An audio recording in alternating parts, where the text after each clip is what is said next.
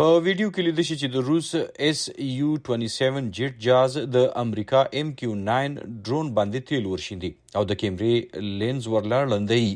دا پینټاګان د زیارت په ورځ جاري کړل شوې خپل ویډیو کې وایي دغسې د امریکا ډرون په زور د اوبو نړیوال حدودو کې راوغورځول شه. It's not unusual for us to release imagery. دا کومه غیر معمولی خبره زموږ دپاره نه ده چې د یو غیر محفوظه او غیر مسلکي پیښې ویډیو خپروو. موږ داسې په نورو حالاتو کې هم کړي دي.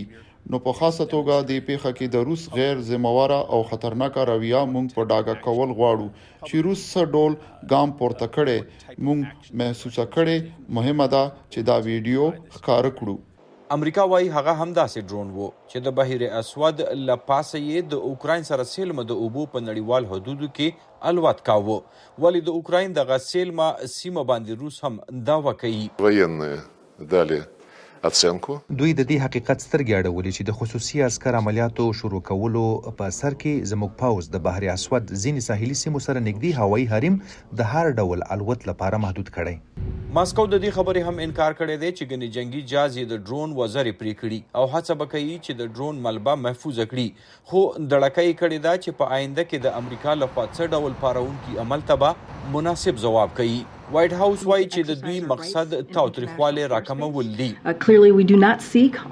موږ د روس سره هیڅ وسلواله شخړه نه غواړو. د دغې د وجې موږ ورسره نیغ په نیغه رابطې ساتلې دي چې د خطر سیوان نسي. یو وارې بیا وایم چې موږ د روس سره هیڅ وسلواله شخړه نه غواړو. د بحر اسود له پاسه د ناټو او روس د جنگي جازونو د یو بل مخه نیولو پیښې د معمول خبره ده. خو د اوکراین په ستونزه د وړاندې نه د اختلاف ښکار جوهري وسله لرونکي د نړۍ دواړو طاقتونو ترمنځ د امریکا ډرون راغورځولو په سر اندېښنې سیوا شوي. په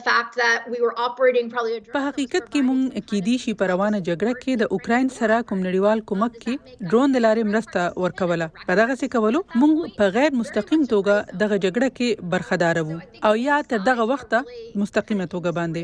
نو دغلته خبره سپینه نه ده. نو زما په فکر دواړه هیوادونه دغسې حال کې دي او د ژوند درته وایم په دې ډول پیښو مونږ بحث کوو چې حدونه کم دي. کم حدونه روس ته د منلو دي او کم حدونه دوی پام کې لري چې ورته ځان وغځوي.